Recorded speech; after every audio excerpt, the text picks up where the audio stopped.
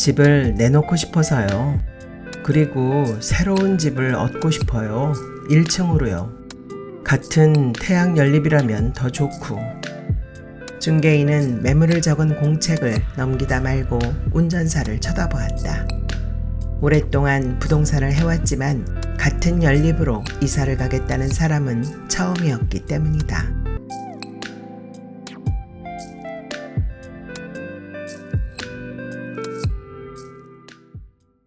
계단. 윤성희. 버스는 몇 분이 지나도록 오지 않았다.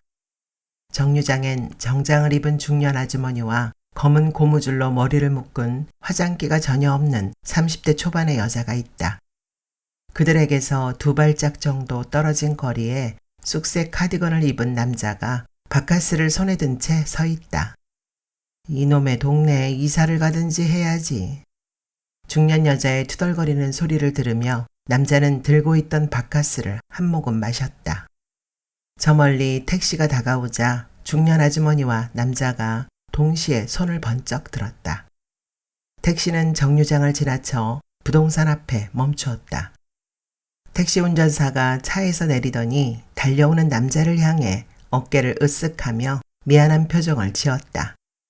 남자는 택시 운전사가 부동산으로 들어가는 것을 보면서 들고 있던 바카스를 마저 마셨다.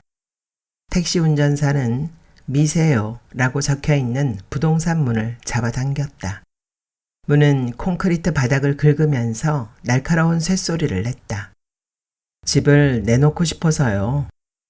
운전사의 말에 부동산 중개인은 찌푸렸던 미간을 펴고는 냉장고 문을 열어 요구르트와 바카스를 꺼냈다. 태양 연립 2동 504호입니다. 중개인은 책상 서랍에서 두툼한 공책을 꺼내 매매 태양 연립 2동 504호라고 적었다. 그 위에는 매매 태양 연립 2동 104호라고 적혀 있다. 부동산은 이 동네에서 33년째 한 곳을 지키고 있다. 중개인은 태양 연립이 지어졌을 때를 기억했다. 원래 연립이 있던 터는 야트막한 산이었는데 땅 주인의 외아들이 태양건설이라는 회사를 차리고는 그 자리에 연립을 지었다. 나중에 들리는 소문에 의하면 땅 주인은 그곳에 건물이 들어서는 것을 한사코 반대했다고 한다. 땅 주인이 죽은 것은 연립이 거의 다 지어졌을 무렵이었다. 아들은 유산으로 물려받은 논과 밭을 팔아 옆 동네에도 태양 연립을 짓기 시작했다. 태양 1차 연립, 2차 연립. 그렇게 번호를 붙인 걸로 보아서 3차 연립을 짓는 것이 꿈이었던 모양이었지만 그렇게 되지는 못했다. 붉은 벽돌로 지어진 태양 연립은 급격하게 쇠락했다. 이름 때문인지 태양이 내리쬐는 한낮이면 건물에 나 있는 가는 금까지도 선명하게 보이는 듯 했다. 그리고 새로운 집을 얻고 싶어요. 1층으로요. 운전사는 바지에 손바닥을 문지르며 말했다. 같은 태양 연립이라면 더 좋고. 중개인은 매물을 적은 공책을 넘기다 말고 운전사를 쳐다보았다. 오랫동안 부동산을 해왔지만 같은 연립으로 이사를 가겠다는 사람은 처음이었기 때문이다. 중개인은 고개를 갸우뚱하며 오늘은 참 이상한 날이라는 생각을 했다. 태양 연립 104호에 산다는 남자가 찾아온 것은 30분쯤 전이었다. 104호 남자는 지금 살고 있는 연립을 내놓았다. 그리고는 그 돈에 맞는 적절한 집을 하나 구해달라고 1층만 아니면 된다고 했다.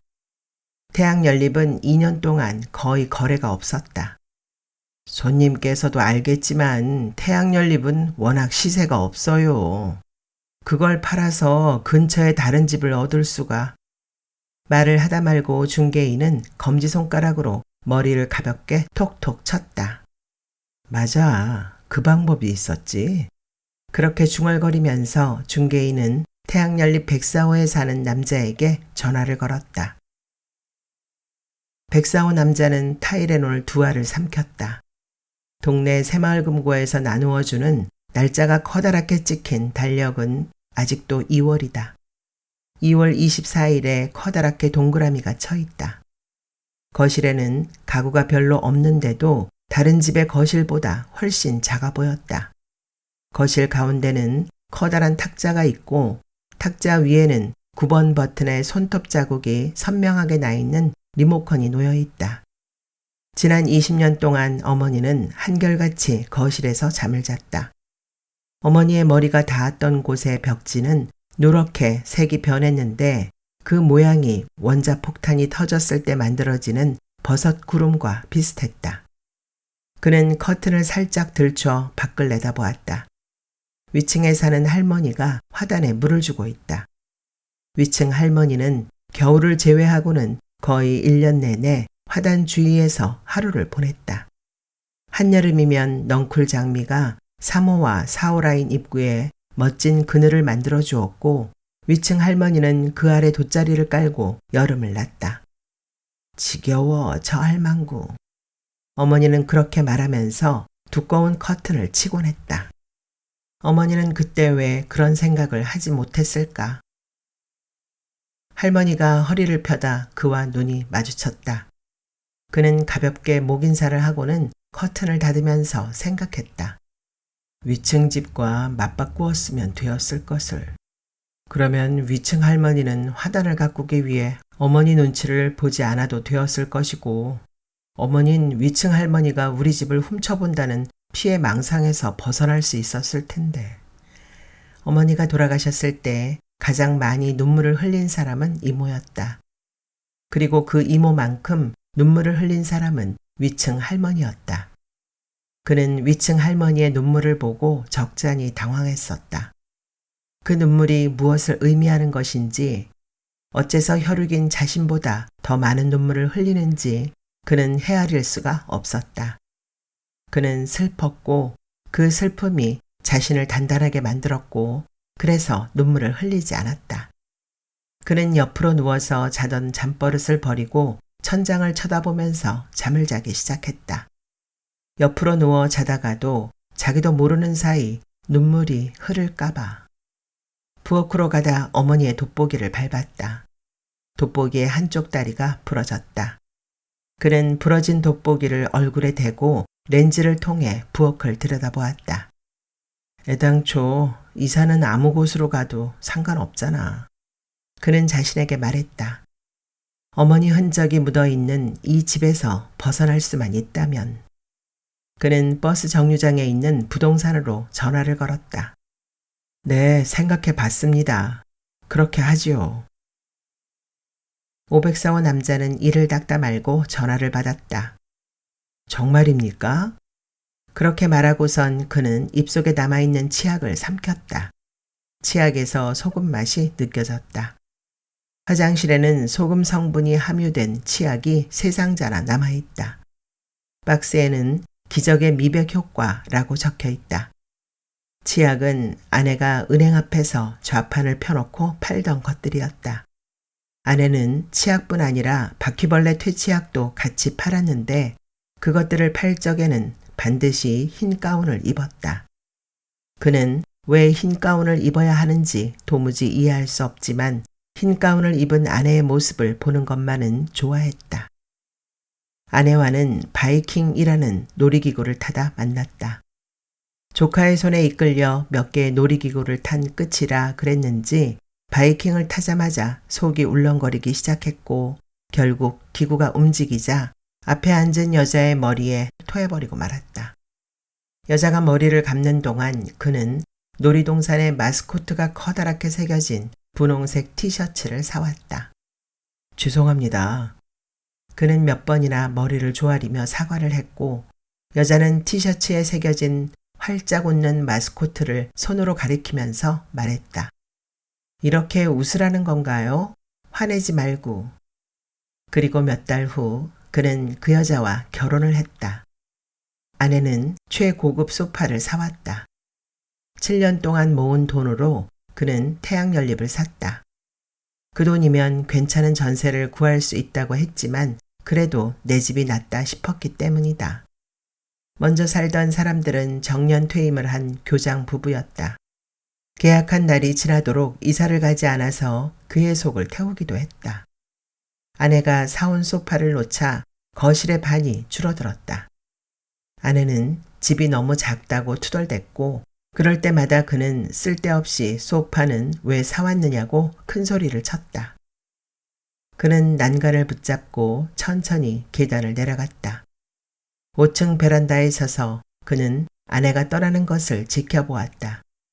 아내가 연립 입구에 있는 분식집을 지나쳐 기역자로 꺾어진 골목으로 사라질 때까지 그는 눈을 한 번도 깜빡이지 않았다. 그 순간 집이 흔들리는 것을 느꼈다. 지진이라도 났나 싶어 주변을 둘러본 후에야 그는 집이 아니라 자신이 흔들리는 것임을 알았다. 마치 놀이기구 바이킹을 타고 있는 것처럼. 울렁거리는 증상은 1층으로 내려와야지만 가라앉았다. 하지만 그는 이사를 갈 수가 없었다. 아내가 돌아올지도 모른다는 생각이 자신의 발목을 붙잡았기 때문이다. 만약 아래층에 사는 사람이 집을 바꿔주기만 한다면 더 바랄 것이 없다고 그는 생각했다. 1층으로 내려와 심호흡을 한 번 하고는 104호 초인종을 눌렀다.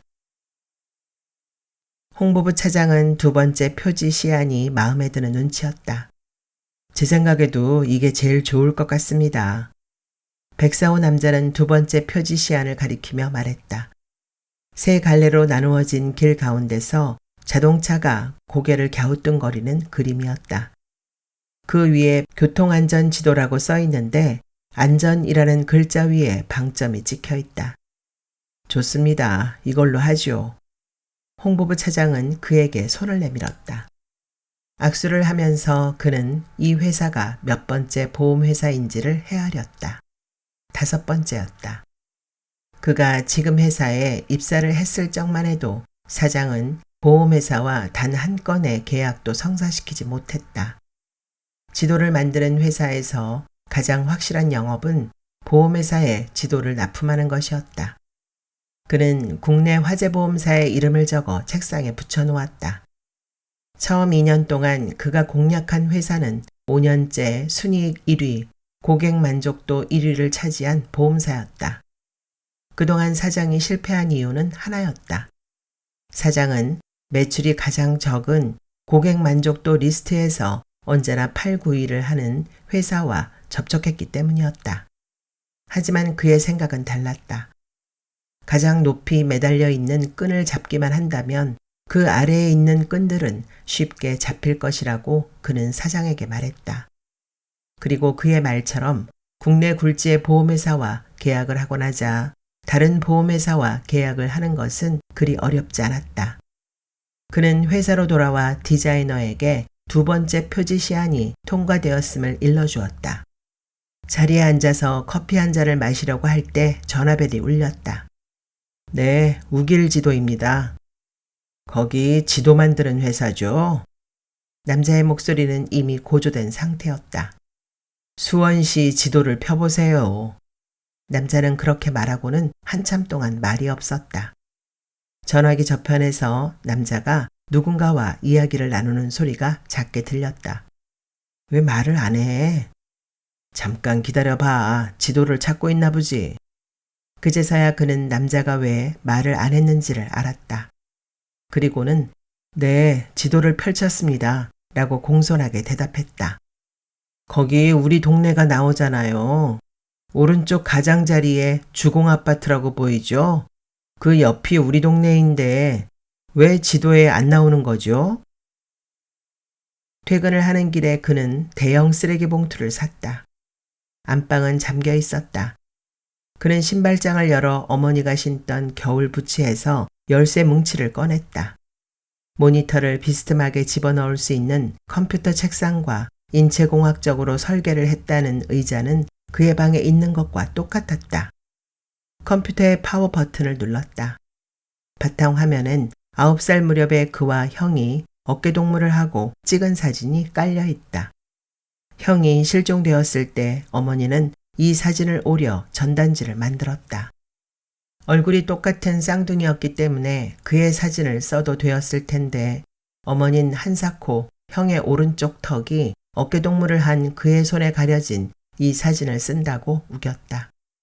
형은 사진 찍는 것을 싫어했다. 네 사진을 보면 되잖아. 형은 그렇게 말했었다. 그는 바탕화면에 있는 사진을 삭제했다. 장롱과 벽 사이엔 사람이 한 사람 들어갈 정도의 공간이 있고 거기엔 야구 글러브와 배트, 축구공, 농구공 같은 것들이 들어있다. 그는 그것들을 쓰레기 봉투에 집어넣었다. 그가 축구공을 사오면 어머니는 그날로 똑같은 축구공을 사왔다. 책상 서랍을 빼서는 안에 들어있는 것들을 모조리 쓰레기 봉투에 넣었다. 한 번도 쓰지 않은 색색의 펜들과 초등학교 3년 동안 빠짐없이 탔던 개근상과 우등상장이 버려졌다. 그는 옷장 위에 올려져 있는 상자를 내렸다. 상자 안에는 형이 사용했던 물건들이 들어있다. 초등학교 교과서들, 작은 신발, 만화 주인공이 그려져 있는 둥근 딱지들. 그 틈에서 그는 말을 옮기는 퍼즐을 찾아냈다. 그는 형과 이 놀이하는 것을 좋아했다. 그는 삼각형에 말을 꽂았다. 빨간색 말을 한 칸 움직이면서 말했다. 자, 이제 형이 할 차례야. 그는 초록색 말을 움직였다.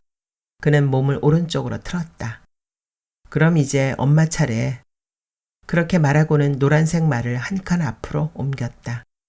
쓰레기 봉투가 쓰러지더니 그 안에 있던 농구공과 축구공이 바닥으로 굴렀다.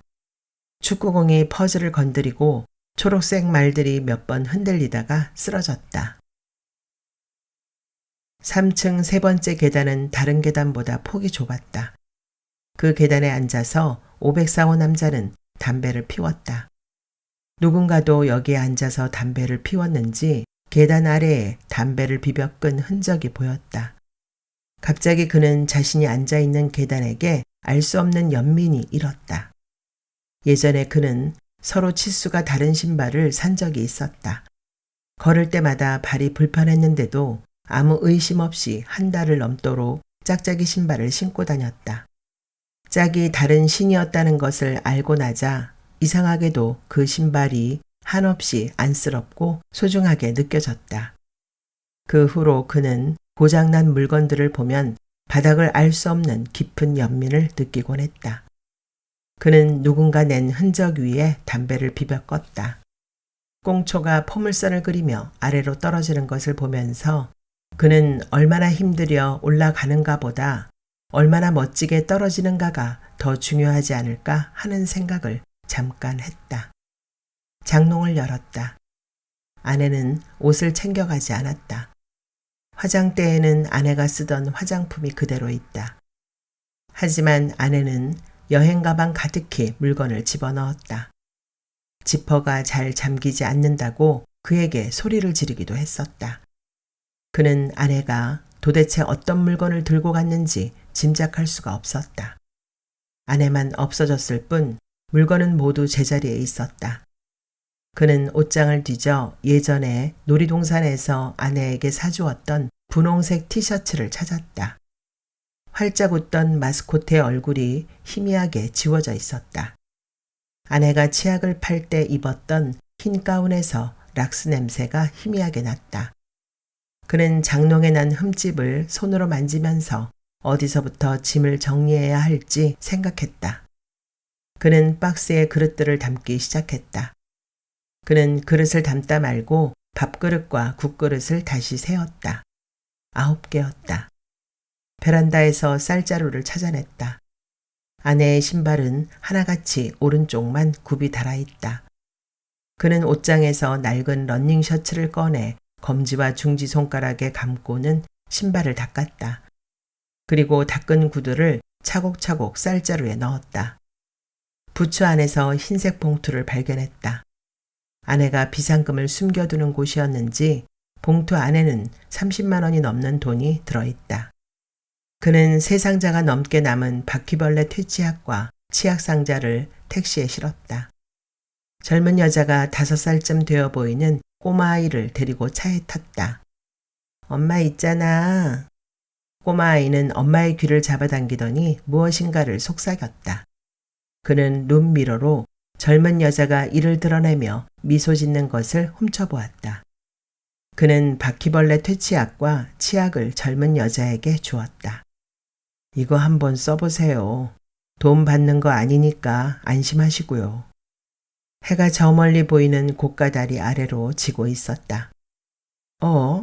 조수석에 앉은 남자의 외마디에 그는 급히 브레이크를 밟았다. 해를 쳐다보다 신호를 놓친 것이었다. 손님, 죄송합니다. 조수석에 앉은 남자는 콘솔 박스 위에 붙여놓은 그의 아내 사진을 쳐다보고 있었다. 남자는 안경을 벗었다 다시 쓰면서 또 한 번 라고 중얼거렸다. 혹시 손님 아는 사람입니까? 그는 고개를 돌려 남자를 쳐다보았다. 신호가 바뀌었는지 뒤에서 빵 하고 경적을 울렸다. 아니에요. 누구와 좀 닮아서요. 아닌가? 사진 속의 아내는 유채꽃밭 가운데 서서 환하게 웃고 있다. 손님 중에서 아내의 사진을 보고 누군가와 닮았다고 말하는 사람은 이 남자가 처음이었다. 그는 비상등을 켜고 버스 정류장에 차를 세웠다. 자세히 좀 봐주세요. 혹시 아는 사람인지.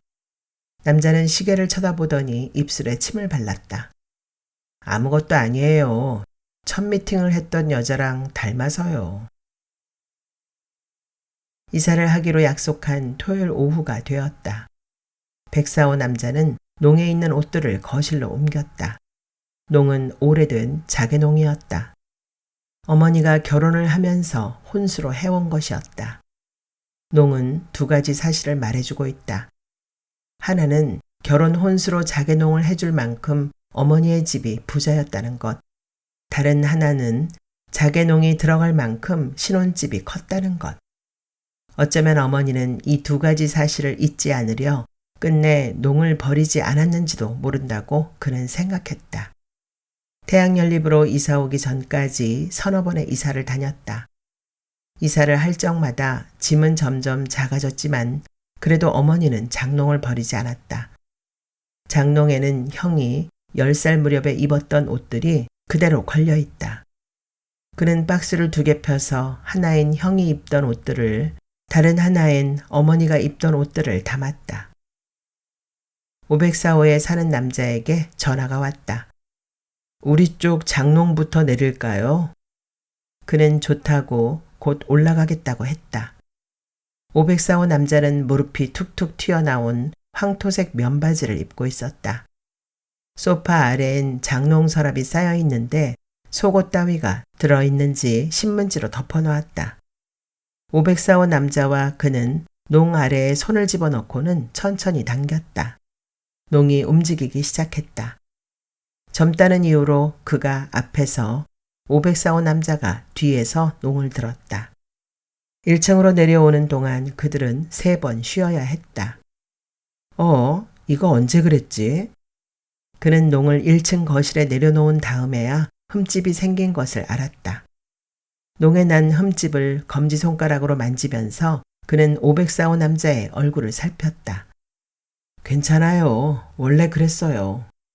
504호 남자는 가쁜 숨을 몰아쉬면서 말했다. 자개농은 꿈쩍도 하지 않았다. 그는 거실에서 티셔츠 몇 장을 가져와 바닥에 깔았다. 들지 말고 밀어보죠. 어쨌든 현관까지만 가면 되니까. 현관까지?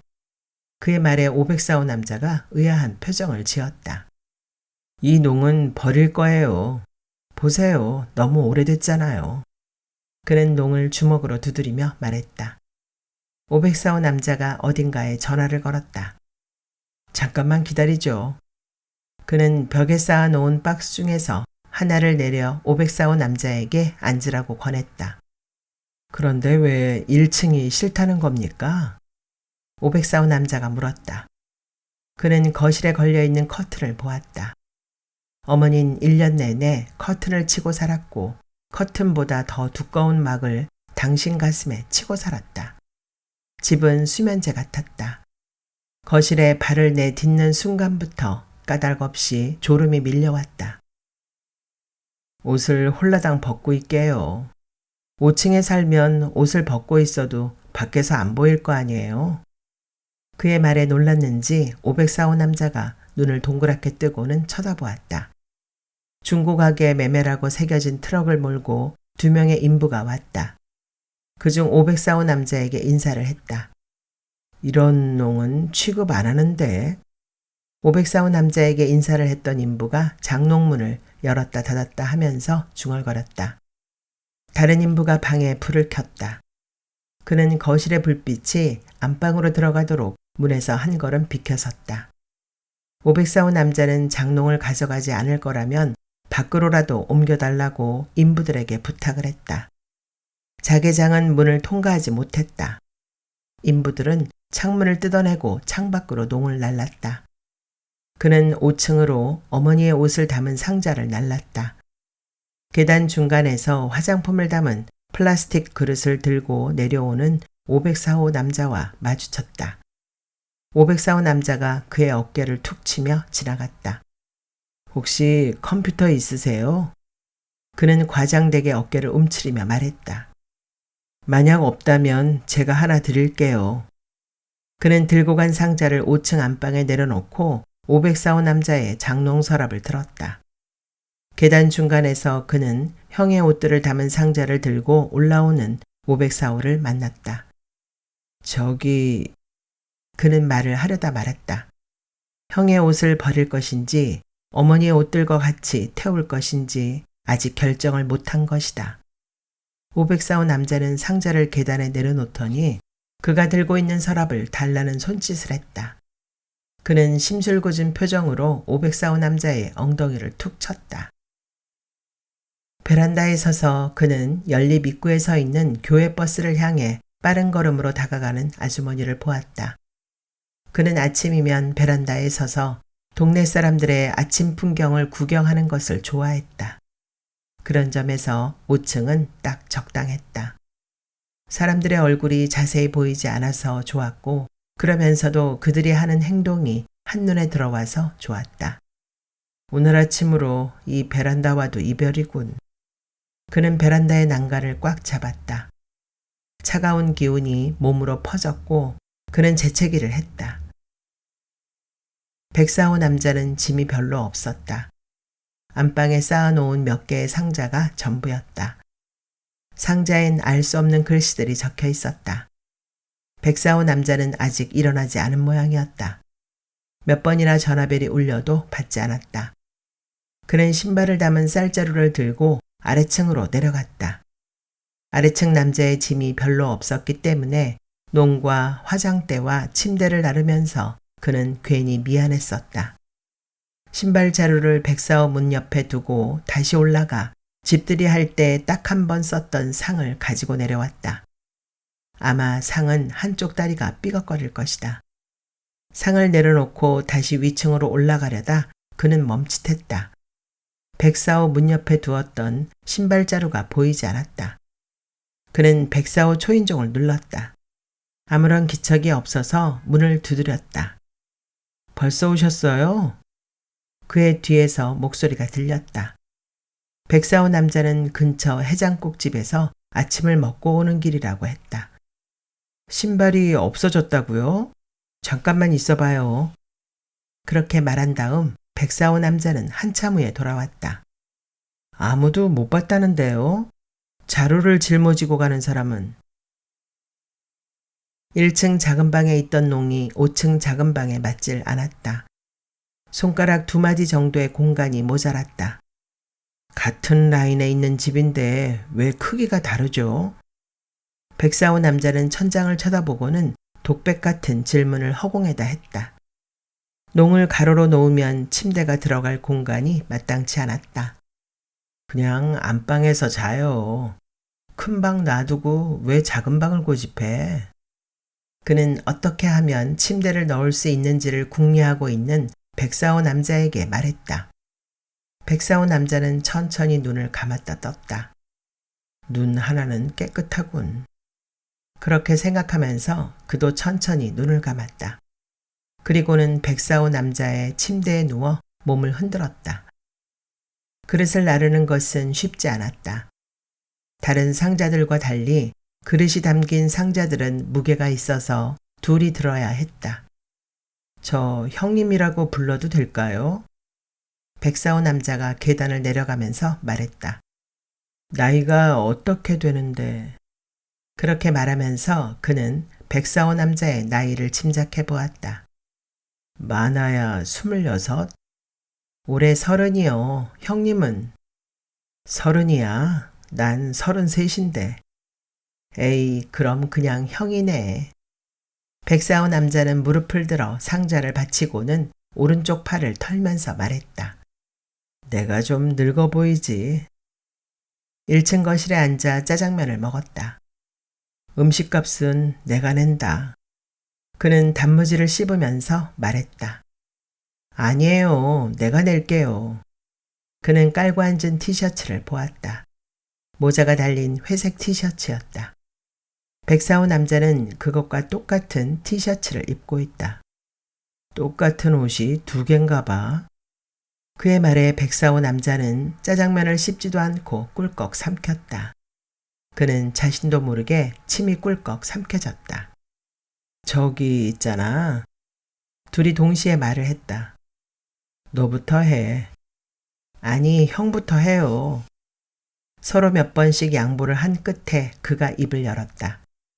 냉장고를 꼭 옮겨야 하니? 괜찮다면 당분간 그냥 바꿔 쓰자. 냉장고는 아내가 혼수로 사온 것이었다. 하지만 아내가 돌아온 다음에 그때 다시 바꾸자고 해도 늦지 않을 것이라고 그는 생각했다. 백사오 남자가 그에게 손을 내밀었다. 우리 악수해요, 형. 텔레파시가 통했나? 방금 내가 하려는 말이 그거였어요. 504호 남자는 소파를 가져가지 않았다. 네가 쓰려면 써라. 그냥 가지기 싫으면 컴퓨터랑 바꾼 걸로 하든지. 그렇게 말할 때 504호 남자의 검은 눈동자가 깊어졌다. 그 눈빛을 보면서 그는 504호 남자가 언젠가는 소파를 찾으러 올 것이라고, 그 전까지 잠시 맡아두는 것이라고 생각했다. 벽지는 깨끗했다. 아마 도배를 한 지 얼마 되지 않은 듯 했다.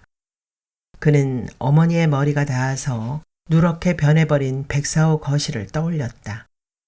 그 자리를 가리는 데는 소파만큼 좋은 게 없으리라. 그는 소파에 앉아서 건너편 동에 불이 꺼지는 것을 보았다.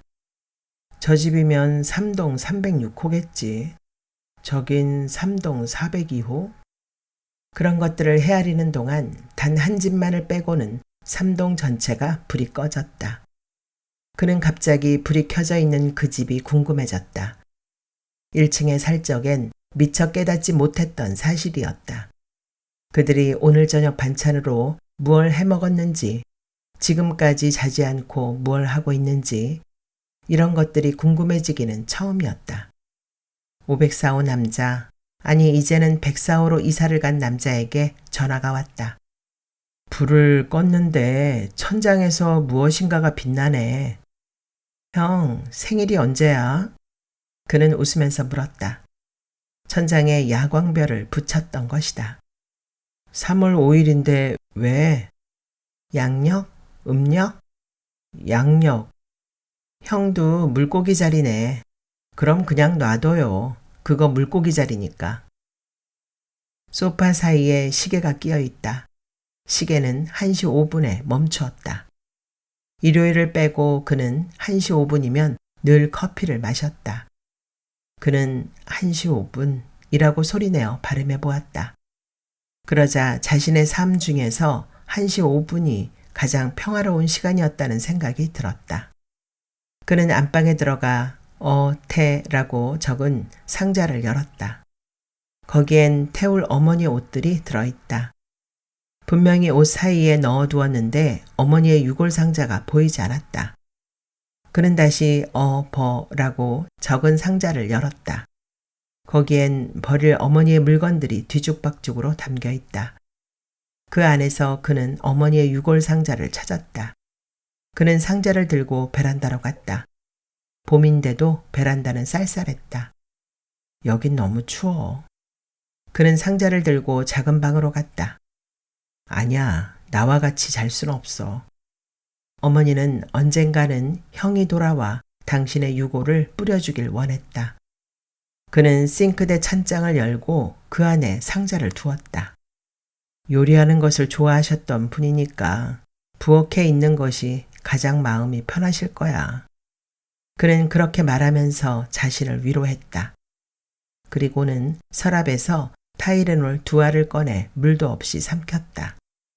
그는 티셔츠를 벗고 러닝 셔츠도 벗었다. 맨살이 가죽 소파에 닿는 느낌은 그리 나쁘지 않았다.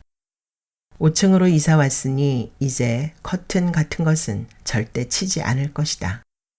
그는 오른쪽으로 누워봤다가 왼쪽으로도 누워봤다. 거실에 소파가 있어도 가구가 없던 1층보다 훨씬 넓어 보였다. 그는 바지도 벗었다. 재채기가 났다.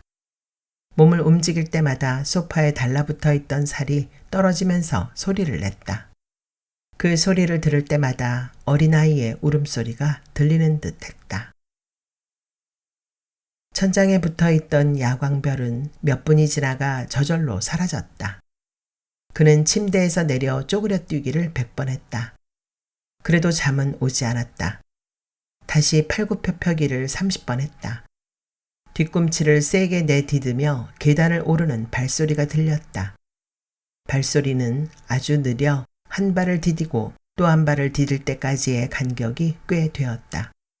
그는 자신도 모르게 한숨이 나왔다. 느린 발소리에 하루의 피곤이 섞여 있는 것 같았고 그 피곤이 자신에게 전해지는 것 같았다. 누구의 발소리일까? 그는 궁금해졌다. 203호에 사는 여자? 아니면 404호에 사는 수험생? 이대로 일주일쯤 보낸다면 3, 4호 라인에 사는 사람들의 발소리를 모두 익힐 수 있을 것이라고 그는 생각했다. 시계 초침 소리가 저벅저벅하고 누군가의 발소리처럼 들렸다. 새벽녘에 물을 마시러 부엌으로 가다가 그는 다시 몸이 흔들리는 것을 느꼈다. 지진이 났나 싶어 문지방을 딛고는 한참 동안 몸을 웅크리다가 흔들리는 것은 세상이 아니라 자신임을 알아차렸다. 그는 벽지에 나 있는 누런 얼룩을 보았다. 그는 그 아래 베개를 2개 쌓아놓고는 비스듬히 누웠다. 그의 머리가 벽지에 나 있는 얼룩에 닿았다. 먼저 살던 104호 남자는 이렇게 누워서 텔레비전을 본 모양이었다. 귀퉁이의 몸이 적당히 파묻히는 게 누워서 텔레비전을 보기엔 적당한 자리였다. 그는 리모컨을 눌렀다. 건전지가 없는지 텔레비전은 켜지지 않았다. 소파를 없앴건만 그래도 거실은 좁아 보였다. 그는 504호 초인종을 눌렀다. 잠을 안 자고 있는지 금방 누구세요? 라는 소리가 들렸다. 놀이동산을 가자고. 가서 바이킹만 한 번 타면 모든 것이 좋아질 것 같다고 그는 말했다. 놀이동산에 가는 동안 짙은 안개를 만났다. 와, 마치 구름 속을 뚫고 지나가는 것 같아. 새롭게 504호 주인이 된 남자는 과자를 먹으며 계속 무슨 말인가를 중얼거렸다. 형, 안개가 무서운 것은 길이 보이지 않아서가 아니라 앞서 지나가는 차들이 보이지 않기 때문이죠. 안개가 걷히면서 놀이동산 입구에 심어놓은 가로수들이 서서히 보이기 시작했다. 먼저 나무인 듯한 실루엣이 보이고 그 다음으로 굵은 가지들이 보이고 그 다음으로 장가지들과 풍성하게 솟아난 푸른 잎들이 보였다. 주차장에 차를 세울 때쯤 안개가 말끔하게 걷혔다. 그는 놀이동산을 감싸고 있는 산자락을 보았다. 지금 눈앞에 보이는 풍경들은 온전히 자신만을 위한 것 같았다. 만지기만 해도 손자국이 날 것 같이 여린 잎들이 달려있는 나무들도 자신만을 위해 꽃을 피우는 것 같았다. 주차장에는 차가 한 대도 없었다. 그는 차를 주차장 한가운데 주차시켰다. 놀이동산은 아직 문을 열지 않았다. 504호가 자판기에서 커피를 뽑아왔다. 택시 안에는 우길 지도에서 만드는 지도책이 있었다. 나한테 지도책이 3권 있는데 오직 이 책에만 태양연립이 나와 있어. 그는 지도에서 태양연립을 찾아서 504호 남자에게 보여주었다. 형, 국도가 몇 번까지 있는지 알아요? 56번까지 있어요. 난 그 길을 모두 달려보고 싶어요. 그는 504호 남자를 운전석에 태웠다. 택시는 계속해서 주차장을 빙글빙글 돌았다. 뒤로도 갔다가 앞으로도 갔다가 주차선 안에 반듯하게 차 대는 것을 연습하기도 했다가 다시 주차장을 한 바퀴 돌았다. 멀리서 보면 택시는 운전학원의 연습용 차량 같았다. 첫 번째로 입장하는 고객이라며 그들은 우스꽝스러운 안경을 사은품으로 받았다. 알이 커다란 노란색 선글라스였는데 뿔테에 놀이동산의 마스코트가 달려 있었다. 그는 504호 남자를 보고 웃었다. 안경이 얼굴의 반을 차지했다. 504호 남자도 그를 보고 웃었다. 그들은 바이킹을 타러 갔다. 바이킹 이쪽 편에 그가, 반대편에 504호 남자가 탔다. 손님은 단 2사람이었다. 커다란 배가 출렁이는 바다를 가르고 천천히 움직이기 시작했다.